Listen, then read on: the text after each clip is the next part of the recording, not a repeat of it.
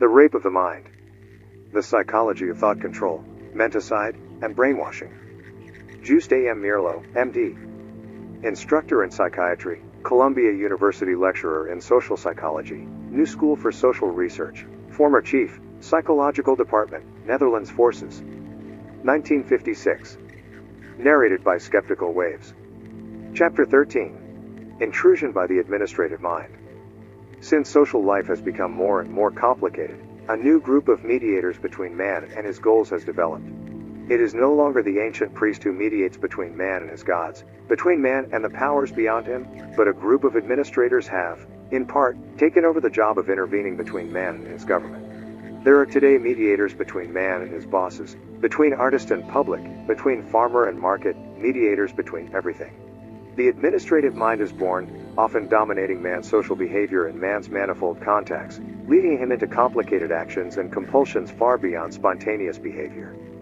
All these ties, the rigid bureaucratic ones and the useful administrative ones, have their influence on human behavior and often may befog man's free thinking. I have a special reason for developing this theme in a book on the rape of the mind because this problem of mediation between man and his actions and thoughts exists in our form of democracy as well as in the totalitarian countries. Both halves of the world are grappling with the involved problem of how to administer themselves. The mere technique of governing ourselves and our world can become a threat to free human development, and this may be independent of the ideology the administration adheres to. We have not the same freedom to choose the official man who govern us that we have to select our favorite shop or our doctor. As long as the official man is in charge, we are in his bureaucratic power. The administrative mind. Administrators today cannot handle their jobs adequately within the limits of the simple knowledge of people and nations that served governments in former years. If our leaders cannot take into account the irrational forces in themselves and in other men and nations, they may easily be swept off into the maelstrom of mass emotions. If they cannot learn to recognize that their private or official conduct often reflects their prejudices and irrationalities, they will not be able to cope with the often unexpected prejudices of others. If they are, for instance, not sensitive to the paradoxical strategy hidden behind the misleading Aesopian language of totalitarians, they will not be able to counter the Cold War. Psychological knowledge has become a must in our era of confused human relations. Do our people in office, for instance, understand fully the provocative totalitarian strategy of slandering and wild accusation, and are they able to handle it adequately? Do they realize that the mere official denial never has as strong an appeal and impact as the initial accusation, and, in fact, usually fits into the accuser's strategy? Apparently they do not, for many still use simple official denial as a defense against the totalitarian strategy of accusation, when, in fact, only repeated exposure and ridicule of the very root of this technique can defeat it. Do they realize the implications of the strategy of raising shame problems? The totalitarian and the demagogue often use this confusing technique. By launching emotional inquiries and investigations and asking for attention for quasi-problems, they seek to divert attention from their real aims. Do they understand, for instance, what lies behind the technique of exploiting the chivalry and generosity of the public and blackmailing the pity of the world? The strategy of complaining and calling for justice is a well-known mental defense used by neurotic individuals to arouse guilt feelings in others and to cover up their own hidden aggressiveness. The exploitation of pity and the overt declaration of one's own purity and honest innocence is a familiar trick when it is used by individuals, but we are less likely to recognize it when it is used in international politics. Do our administrators realize that even the romantic ideals of brotherly love and world peace can be used to cover up aggressive designs? After the First World War, we heard many inspiring idealistic catchwords from the defeated Central European countries. Their press and their leaders described in great detail, for all the world to know, the inner purification through suffering of the defeated peoples. Thus these countries appealed to the conscience and compassion of the whole world. But it was a questionable conversion. Every therapist knows that those who talk a great deal about their inner change and recovery have for the most part not changed at all. The fine phrases are so often contradicted by actions. Politicians must recognize that this can be as true for nations as it is for individuals. Let us not forget that nations don't talk. Official words are made up by representatives with unofficial and mostly unknown inner motivations. Administrators, diplomats, and politicians form the nerve centers and paths of communication between peoples and nations. The tensions in the diplomatic regions represent the political tensions in the world. But they represent other things, too. The political profession is subject to special kinds of nervous tensions. The moment the administrator arrives at a top level, an interchange may take place. From then on, he can identify with those who formerly led him. The very fact of being in office and being a leader may change a man's mind in many ways.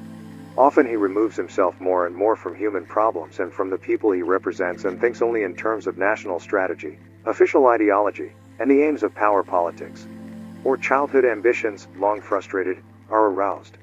He may become the victim of his inflated personal ambitions and his individual notion of responsibility, and, as a consequence, lose control of his own personality. Leading statesmen, burdened by responsibilities, have to become more careful. Indeed, they often have to express themselves in non-committal language. Yet, they are not aware that such language gradually may reform their way of thinking. Finally, they may think they possess a priority on double talk. Another difficulty is related to a rather general fear of success. Once a high ambition is reached, a long-hidden fear from childhood may awake, a fear related to an early competition with the father and with the siblings. From this time on, the envy and hostility of those bypassed may start to injure the statesman's life. The danger of assuming any leadership, even of any form of self-assertion, is that it provokes resistance and hostility, retaliation and punishment. The administrator knows himself to be in the public eye. He feels exposed to criticism and political attack. If he didn't have it before, from now on he has to develop a defensive facade in order to court the public and the voters. The result may be that the former meek Democrat, the believer in government by the people, suddenly takes on the stature of an authoritarian personality. He is guided by his frustrated infantile fantasy of leadership. The administrative brain thrusters, with all their inner problems, nevertheless make history for us. Our minds are deeply affected by their minds. At the same time, we the great public influence them, and our civilized impulses may direct them to find the good road, just as our primitive drives and influences may urge them on to push us all into catastrophe. The intrusion of the administrative mind becomes even more precarious when the authorities in power follow patterns of procedure not controlled by court and the law. In such cases, prejudice and arbitrariness can easily develop, as we have experienced with many of our security regulations. Official secrecy is a token of magic power. The more hush-hush there is in the world, the less democratic control and the greater the fear of treachery. It should be, technically, quite simple to administer any group or nation or even the whole world. Mankind certainly knows enough to do this job. We know a great deal about history, sociology, and the science of human relations and government, at least enough not to repeat the mistakes from history. We live in a world of technical and economic abundance. But we have not yet learned to apply what we know or to organize the resources of the world. Somewhere something has gone wrong, and things have gotten out of hand. The will of nations and people to understand one another seems to be paralyzed, and mutual fear and suspicion have been built up by the fantasies of mythical ideologies warring against one another. And tomorrow only the tales of the fighting dogs may remain. During the Second World War, I was sent as an official representative of the Netherlands government to an international meeting on welfare and war relief. Here I became even more aware of the extent to which private passions can mold the way we handle public problems. All of us at the conference had cold, expressionless faces which implied a sharp, unbiased form of thinking, but our unconscious minds were touched by other problems. Welfare is often much more a subject of hate than of love and sympathy. One's pride and prestige can play a much greater role than pity for the poor victim. The displaced persons and the people of the devastated and underdeveloped countries are very much aware of this fact. They do not like the role in which fate has cast them. They have to play the double role of the eternal victim, who is not only the victim of politics and war, but also of the often arrogant provider of charity. As a matter of fact, the representative at the receiving end of the deal resented any offer made to his country. Everybody wants to be himself the generous uncle from America. The ailments of those in public office. In the future, as our psychological understanding grows, leading politicians will have to be better educated in the principles of modern psychology. Just as a soldier must know how to handle his physical weapons, so the politician must know how to face and handle the mental strategy of human relationships and diplomacy. He will have to become aware of the pitfalls in all human communication and the frailties of his own mind. Bodily disease and neurotic development can have all kinds of effects on those in office.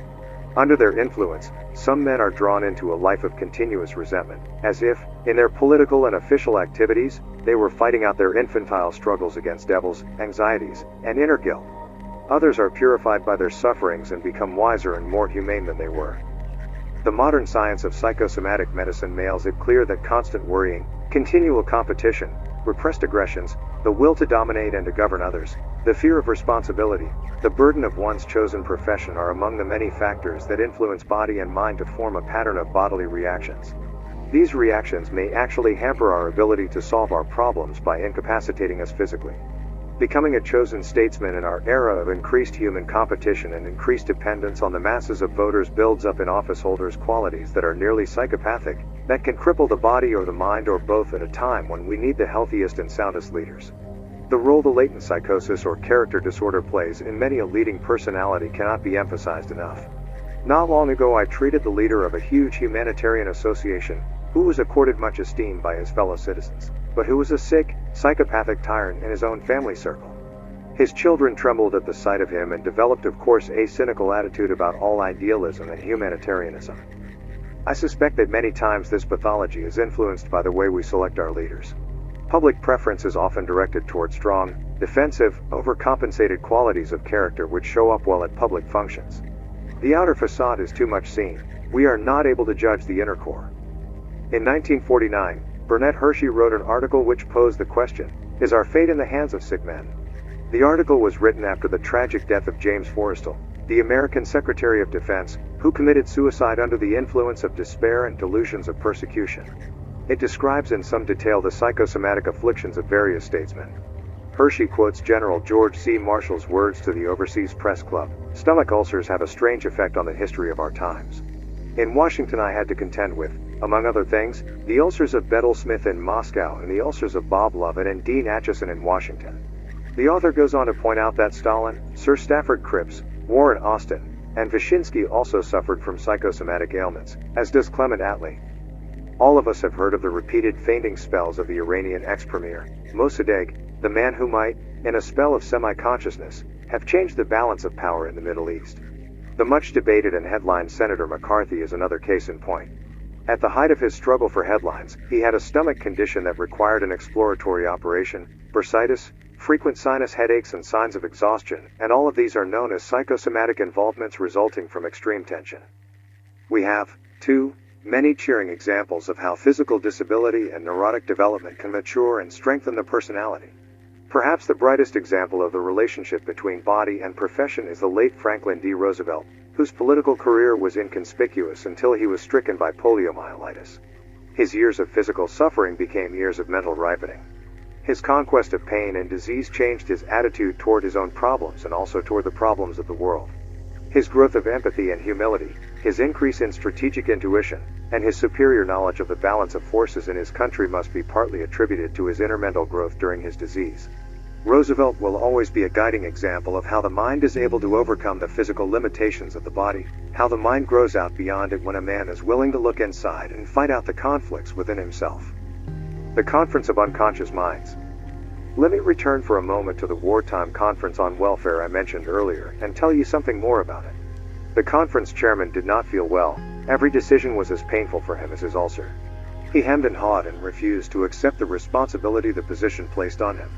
The representative of one of the Eastern European countries was an attractive woman but a misanthrope.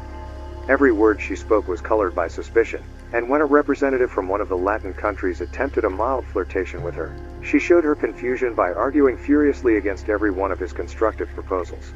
We also had a hesitant, old-school, professional politician in our midst. Though he couched his speech in gentle, polite words, he spoke only to destroy every proposal that was not initiated by his faction. When he had to listen in this he did not like to do it all. He busied himself constantly with his tie or his eyeglasses, always polishing himself. In a crowded corner sat an enthusiastic young man who longed to do something important.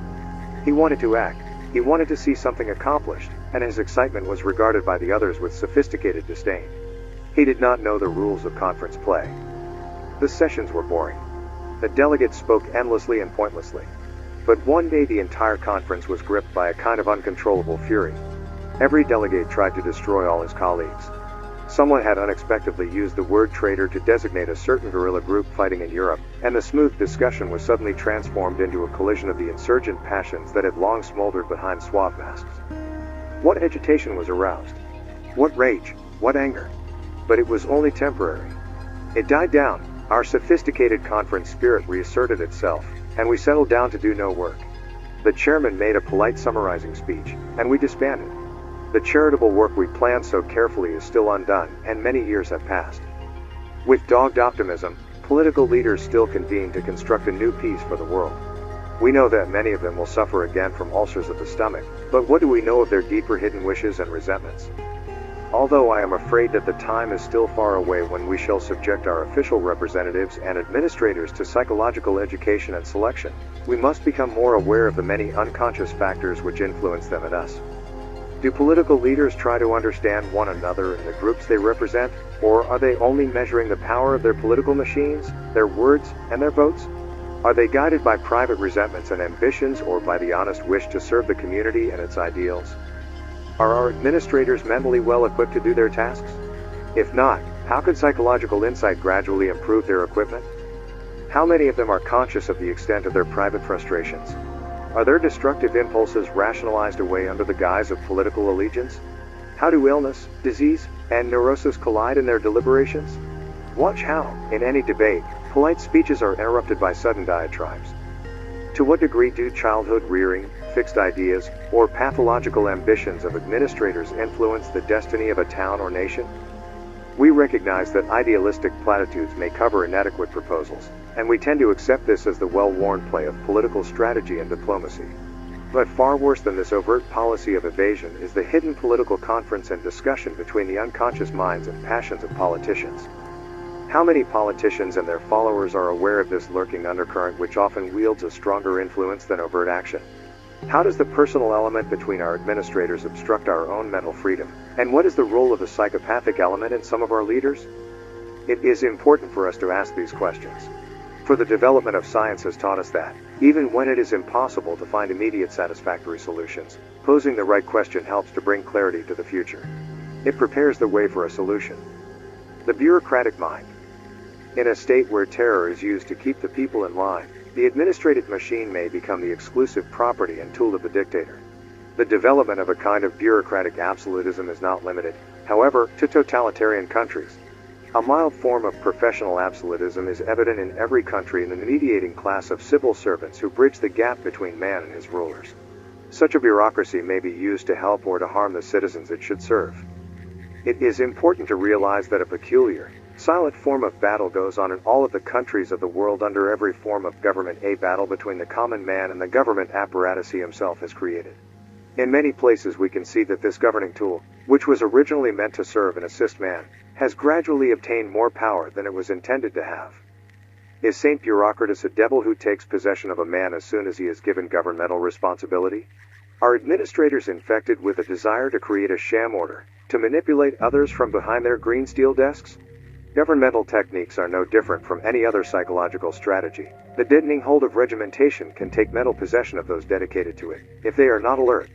And this is the intrinsic danger of the various agencies that mediate between the common man and his government. It is a tragic aspect of life that man has to place another fallible man between himself and the attainment of his highest ideals. Which human failings will manifest themselves most readily in the administrative machine? Lust for power, automatism, and mental rigidity, all these breed suspicion and intrigue. Being a high civil servant subjects man to a dangerous temptation, simply because he is a part of the ruling apparatus. He finds himself caught in the strategy complex. The magic of becoming an executive and a strategist provokes long repressed feelings of omnipotence. A strategist feels like a chess player. He wants to manipulate the world by remote control. Now he can keep others waiting, as he was forced to wait himself in his salad days, and thus he can feel himself superior. He can entrench himself behind his official regulations and responsibilities. At the same time, he must continually convince others of his indispensability because he is loath to vacate his seat. As a defense against his relative unimportance, he has to expand his staff, increasing his bureaucratic apparatus. In order to become a VIP, one needs a big office. Each new staff member requests new secretaries and new typewriters. Everything begins to get out of hand, but everything must be controlled. New and better files must be installed, new conferences called, and new committees set up. The Staff Interaction Committee talks for days on end. New supervisors are created to supervise the old supervisors and to keep the whole group in a state of infantile servility. And what was formerly done by one man is now done by an entire staff. Finally, the bureaucratic tension becomes too great and the managerial despotic urge looks for rest in a nervous breakdown. This creeping totalitarianism of the desk and file goes on nearly everywhere in the world. As soon as civil servants can no longer talk humanely and genially but write down everything in black and white and keep long minutes and overflowing files, the battle for administrative power has begun. Compulsive order, red tape, and regulation become more important than freedom and justice, and in the meantime suspicion between management, employees, and subjects increases. Written and printed documents and reports have become dangerous objects in the world. After a conversation, even when there are harsh words, inanities are soon forgotten. But on paper these words are perpetuated and can become part of a system of growing suspicion. Many people become administrators in public affairs out of idealistic feelings of service and avocation. Others try to escape the adventure of life by becoming part of the civil service corps. Such service assures them a settled income, regular promotion, and a sense of job security. It is very alluring, this feeling of security. The smooth automatism and polished rigidity of the red tape world is very attractive to certain types of men, but it may devitalize others who still believe in challenge and spontaneity. The burning psychological question is whether man will eventually master his institutions so that these will serve him and not rule him. In totalitarian countries one is not permitted to see the humor of one's own shortcomings. The system, the red tape, and the manifold files become more important than the poor being lost in his chair behind a huge desk, looking much too important for his mental bearings. The art of being a leading administrator, of being a genuine representative of the people is a difficult one, requiring multiple empathy and identification with other people and their motivations. Diplomats and politicians still believe in verbal persuasion and argumentative tactics. It is a very old and alluring game, this strategy of political maneuvering with official slogans and catchwords, the subtlety of bypassing the truth in the service of partisanship, of giving faulty emphasis, the skill of dancing around selected arguments to arrive at personal propagandistic aims or party aims. Sooner or later nearly all politicians become infected with the bug. Under the burden of their responsibilities, they give in to the desire to play the game of diplomacy. They start to compromise in their thinking, to bend backwards and to be circumspect, lest their remarks be criticized by the higher echelons. Or they fall back into infantile feelings of magic omnipotence. They want to have their fingers in every pie to the left and to the right. All these are dangerous mental streaks of every human being which can develop more easily in politicians and administrators because of the growing impact of modern governmental techniques and their threat to free expression. When a man gets entangled in strategical and political talk, something changes in his attitude. He is no longer straightforward. He doesn't express and communicate what he thinks, but he worries about what others are thinking about him behind their facades. He becomes too prudent and starts to build all kinds of mental defenses and justifications around himself. In short, he learns to assume the strategic attitude. Forget spontaneity, deny enthusiasm, don't demand inner honesty of yourself or others, never reveal yourself, never expose yourself, play the strategist. Be careful and use more buts and howevers. Never commit yourself. I remember a leader of the opposition who became completely confused and nearly collapsed when, after a long time out of office, his party won an election and he had to assume governmental responsibility. From an aggressive, outspoken critic, he became a hesitating, insinuating neurotic, playing the tactful strategist, having no real initiative. Some politicians are puppets, spokesmen of their bosses. Some are the cavalier jugglers of words, who transfer human aggressions into slogans. There are also the loudmouth trumpeters of doom, who resort to the argument of panic. Modern politics is carried out with obsolete rules of conversation, communication, and discussion, and too few politicians are aware of the semantic pitfalls and emotional dishonesties of the word tools they must use to convince others. Yet mutual understanding can become a basis of political strategy. It is not power politics with verbal deceit and catchwords that is needed, but mental probing to find ways in which proposals and suggestions may cut through the resistance of those with different opinions and motivations. Politicians too often forget that their fight for administrative power may become a form of psychological warfare against the integrity of the minds of those who are compelled to listen. The repetitious mutual calumny, so often used during elections, gradually undermines the democratic system and leads to the urge for authoritarian control. The strategic rumors and suspicions the politicians sow are an attack on human integrity. When the citizenry no longer has confidence in its leaders, it looks for the man with brute power to be its leader. Where is the politician who is willing to admit that his opponent is at least as capable as he, and perhaps even more capable than he is? In the free admission of equality of ability and of the wisdom of his opponent lies the politician's chance for cooperation. For true cooperation can only be brought about by mutual empathy and sympathy in the understanding of human faults. In April 1951, a group of psychologists, psychoanalysts, and social scientists affiliated with the United Nations, the World Federation of Mental Health, UNESCO, and the World Health Organization were guests of the Josiah Macy Jr. Foundation in New York. This was a meeting at which these problems of government, and the impact of governmental systems, were explored and discussed and published later in a report. These experts have become more and more aware of the need for psychological education and selection of government administrators. Should our administrators be psychoanalyzed? This nearly utopian question does not predicate an immediate rush for psychological training for politicians and administrators, but it does point toward a future period when practical intelligence and sound psychological knowledge will guide man in the various aspects of his life. Education will be more fully permeated with dependable psychological knowledge. Psychology and psychoanalysis are still young sciences, but many of our present-day politicians could already profit by them. Through gain in self-insight, they would become more secure in the strategy of world guidance. They would assume more responsibility not only for their successes, but also for their failures. And they would take more responsibility, with fewer inner qualms, for the good and welfare of all. At this very moment, our failure to solve the problems of governmental inefficiency and bureaucratic intrusion into human actions may hamper the citizen's mind in its development. Man's need to conform is in constant battle with man's need to go out on his own.